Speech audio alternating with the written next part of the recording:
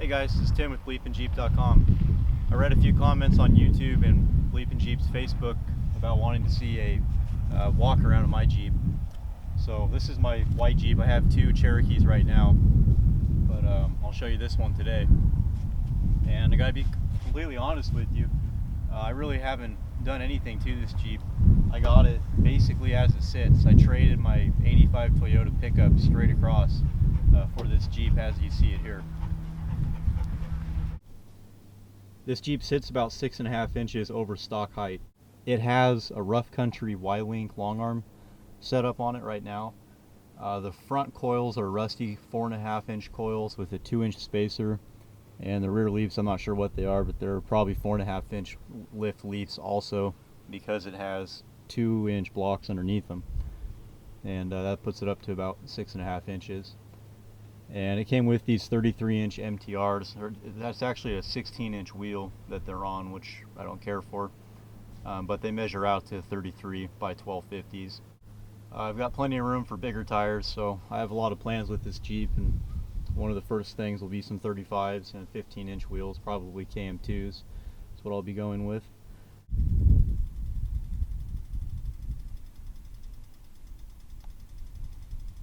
This Jeep's also running a slip yoke eliminator, and I have a video on rebuilding that front driveline, which I'm running on my rear.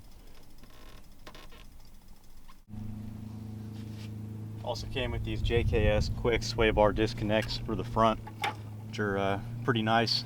I haven't really found a need to use them very often. And I've got this custom sway bar holder right here, works quite well. I've never had them come off. Along with the other plans for this Jeep, some upgraded steering will be in order. Right now it has the factory tie rod on it. It does good, but you know, if you hit a rock with that factory tie rod, you're going to be SOL wherever you are. It's probably not the best time to show off one of my favorite features of the Jeep when they're covered in mud, but it came with this disc brake converted Chrysler 8 1/4, which I'm really happy about. These brakes are fantastic, and they work really well. This Jeep is also geared to 410 right now, which is fine for these 33s. I have a 456 geared and locked Dana 30 sitting in my garage right now, so when I do go to 35s, I'll re-gear and lock the back, and then I'll be locked front and rear with 456 gears and 35s, and hopefully it'll get around pretty well.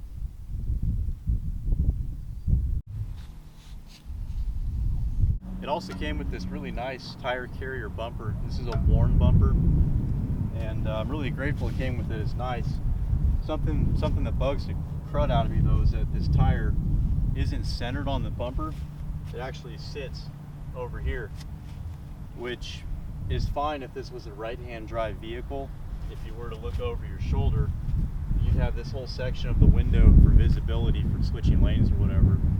But having the tire here and driving on the left side of the vehicle, if you look over your shoulder to see the other lane, you can't see at all. This tire is completely obscure, you know, on this side, which drives me nuts. So I'm actually going to end up zip wheeling this off. I'm going to move my tire lower too and center it on this arm so that it ends up nice and centered and just a little bit lower. I'm not particularly tall, nor am I out of shape or particularly short, but I can't get that tire back on. If I get a flat tire on the trail, I can take it off and lower it down fine and change my tire, but there is no way that someone my size can get this tire back up there. It's too much, and it's kind of ridiculous. So I had a few ideas to make the thing lay down so I could put the tire on it, attach it, and then pull it back up, lock it into place. My dog just ate it.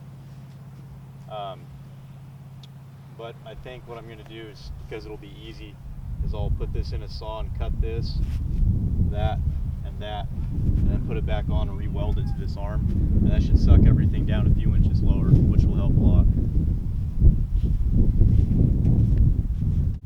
There really isn't anything too special going on up front.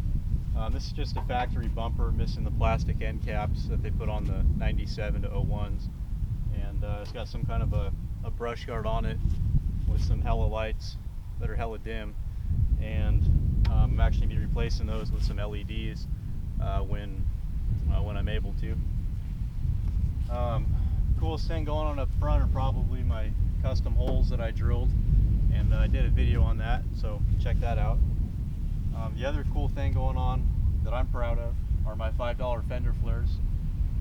This is Armalite, or what is it? Armaflex. It's a self-adhesive pipe insulator. Keep your pipes from freezing. You can buy it at Home Depot. It's $5.50 for 6 feet. So basically $5 per side, and you just peel the sticker off and just work this thing on. And it's got some bush rash going on a little bit here and there, but this has been through several car washes with high pressure sprayer and heavy rain, sun, and it's still on there. So that's pretty cool. I think it gives it a nice look. It's better than having that razor sharp edge too that I'm always afraid I'm going to cut my neck on when I've got my head in the wheel well for some reason. You know, down the road, along with many other ideas, I plan on doing some steel flat style fender flares. They're going to look kind of like Bushwhackers flat style fender flares, but they're going to be metal tube and sheet metal.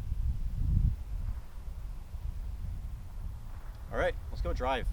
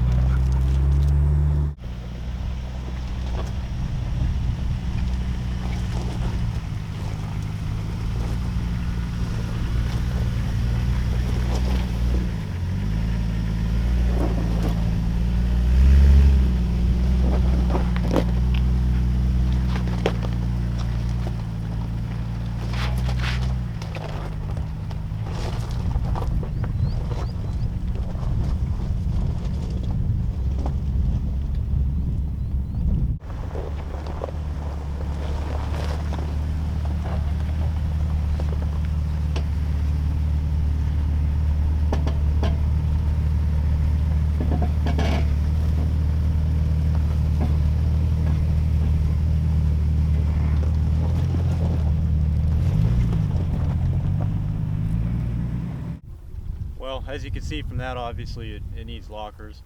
And you know, like I said earlier, I have a 456 geared and locked front Dana 30 to put in. So when I'm able to, I'm going to re-gear and lock the back and then go up to 35-inch tires. And I have a lot of other ideas and plans too that will they'll manifest themselves in time, I suppose. Rock sliders would definitely be a high one on the list. That and a winch. But yeah, so, you know, better than nothing, I'd say. A good start for a nice build. I appreciate you watching. I hope you like the Jeep, and expect a lot of progression with it as time goes on. It's far from done, in my opinion. Not that any ever are, but this has a lot going for it, in my mind at least. So, alright, well, thank you for watching, and we'll see you in the next video.